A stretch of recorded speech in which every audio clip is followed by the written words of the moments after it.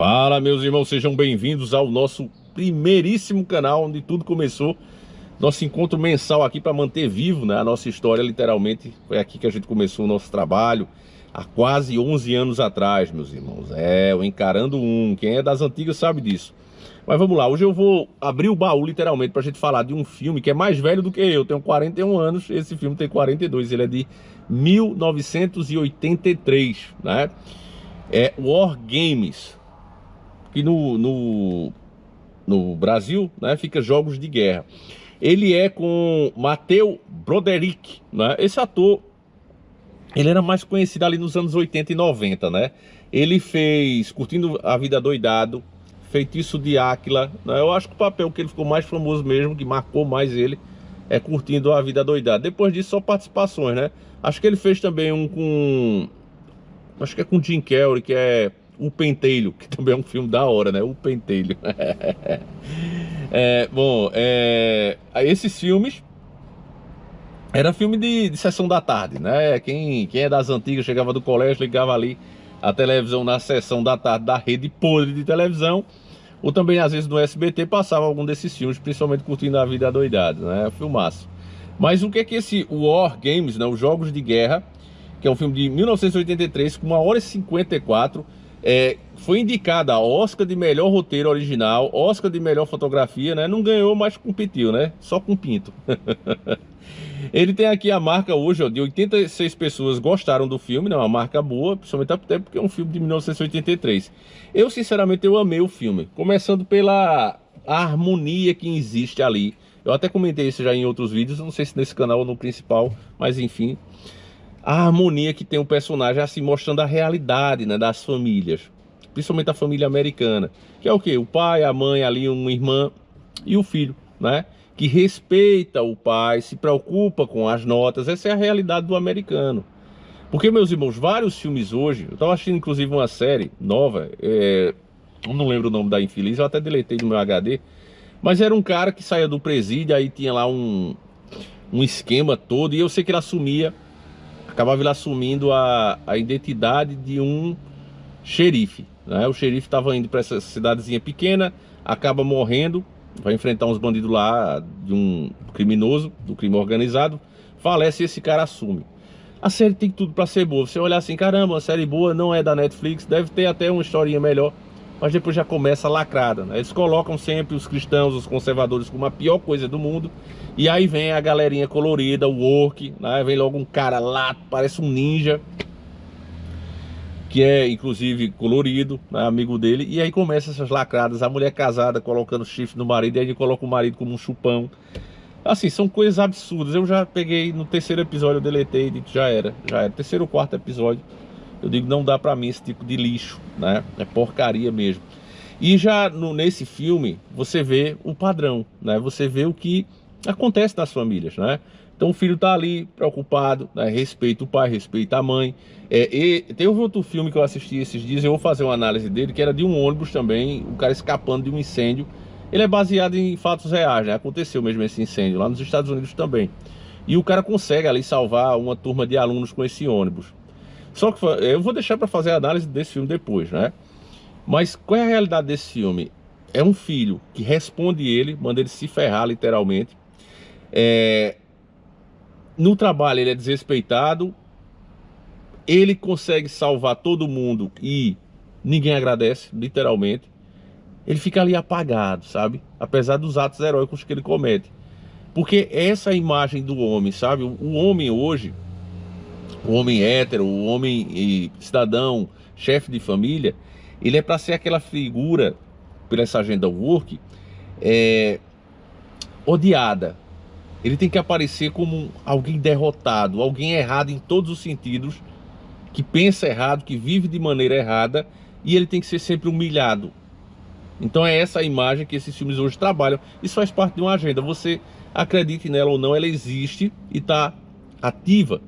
É uma agenda tão forte, ela é tão grande porque ela vem tendo financiamento externo de grandes empresas, que ela já está chegando até a comunidade de jogos, né? Quem de vez em quando dá uma jogadinha, tem jogos ali da Steam, já sabe que a Steam está sofrendo forte pressão, começando já na Europa também, né? Principalmente lá.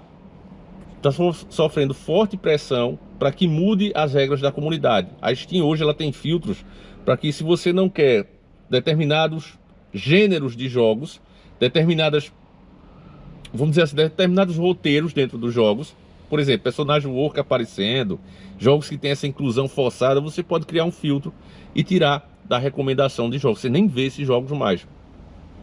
E isso tem feito o quê? Com que esses trabalhos que eles fazem, né, que é justamente para atingir o público e fazer a cabeça da garotada, não tenham sucesso. Então eles estão revoltados com isso.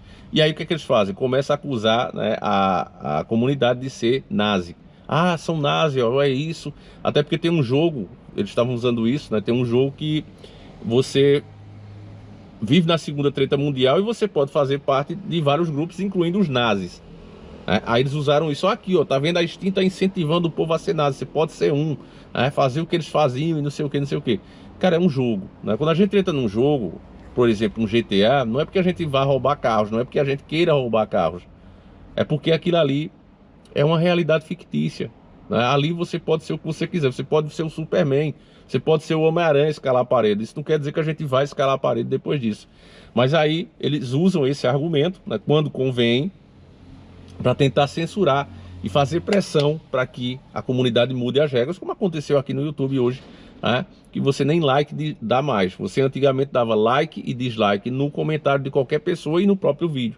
Hoje está tudo embutido, não, porque isso é uma forma de cancelar. Ora, se a galera tá te cancelando é porque alguma merda você falou. Quando alguém ia lá no teu comentário e dava dislike no teu comentário é porque você falou merda, né? Mas como essa galera vive de falar merda, então eles tentam censurar. E nesse filme de 1983 você tem a realidade mesmo das famílias, né? Então tá lá o cara preocupado, ele é um excelente jogador de games, inclusive, né? E que já mexe ali em computador. Você vê que é uma coisa bem das antigas mesmo. E ele acaba tropeçando no sistema de segurança dos Estados Unidos. E é muito bem feita essa parte, meus irmãos, porque ela bate com a realidade de hoje. Cada vez mais a gente escuta, né, que vai ter uma treta nuclear. Cada vez mais filmes como O Exterminador do Futuro tem feito mais sentido por conta da inteligência artificial. E lá já apresenta isso em 1983. Veja como a galera já estava prevendo coisas que estão tomando conta hoje. Cada vez mais a inteligência artificial está assumindo tarefas humanas. Isso é um fato, né? E essa inteligência artificial que a gente tem, meus irmãos, ela não é nem perto da que, por exemplo, os militares usam. É muito mais avançada, né? Eles inclusive classificam aí em 3 níveis, né? Eu não lembro aqui para repetir para vocês as palavras certas, mas são 3 níveis. Vamos dizer que essa que a gente está usando é a 0. Tem a 1, tem a 2 e tem a 3. Essa aqui da gente é a básica, né? É mais para coisa bobinha.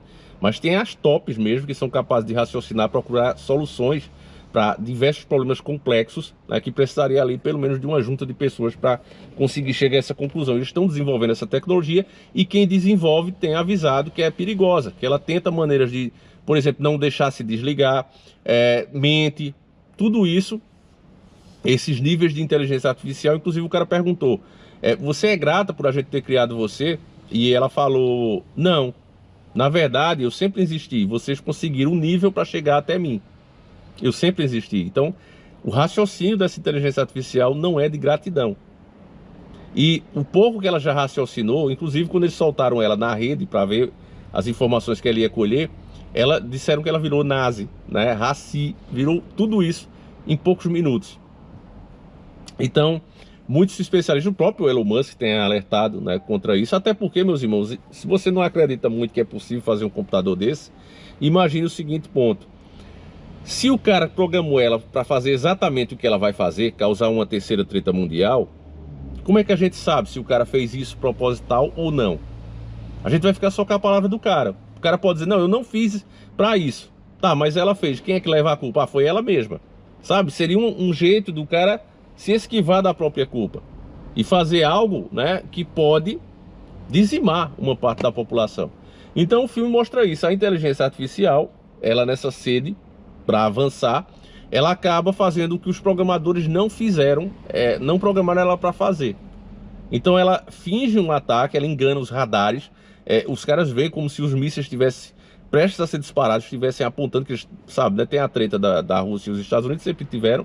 Então um monitora o outro, e aí eles veem, né, que os russos estão preparando, estão prestes a disparar as armas nucleares. E aí, obviamente, eles já começam o contra-ataque. E aí o Ferris Bueller, né, que faz o papel do jovem, né, ele fica alucinado ali, porque querendo ou não foi ele que causou isso, à medida que ele interagiu com essa inteligência. Ele se passa pelo criador da própria inteligência, ela acredita que é ele que está falando com ele, e começa a avançar nesse plano, como se fosse, porque para a inteligência artificial, destruir o planeta é simplesmente vencer um jogo. É muito interessante o filme, vale a pena você assistir. Eu acho que você vai encontrar aí na internet. Eu não vou dar muitos spoilers aqui, se ele consegue ou não, qual é a moral da história, porque aí, né, jogos de guerra, você vai conseguir encontrar esse filme por aí pela internet, tá certo, meus irmãos? E é a nossa dica de hoje. Filmaço, sem dúvida nenhuma. Tem aquele romance, né, o adolescente ali com a menina. Cara, muito legal, né, que não já vai logo tirando a roupa e metendo, é aquela coisa romântica que vai, né, você vai vendo o clima dos dois, e é isso que esses filmes conseguiam criar, porque era o que as pessoas viviam. Então simplesmente o que é que a galera fazia? Encenava coisas que estava vivendo. Então era muito mais fácil. Hoje não tem mais amor, não tem mais nada, é tudo putaria, né? Transformaram o amor em putaria. Mas naquela época não, tinha um olhar, tinha aquela química, tinha essa... Por isso os casamentos duravam, era exatamente por isso, né? Porque muitos querem dizer aqui no Brasil, o casamento durava porque a mulher não tinha oportunidade, só tinha um homem. Conversa fiada. Lá nos Estados Unidos sempre foi mais avançado nessa questão. Várias mulheres senadoras, deputadas, não é coisa nova como no Brasil. Lá já há muitos anos é assim, começou por lá. E os casamentos duravam era simplesmente por causa da cabeça das pessoas, a forma de considerar o próximo.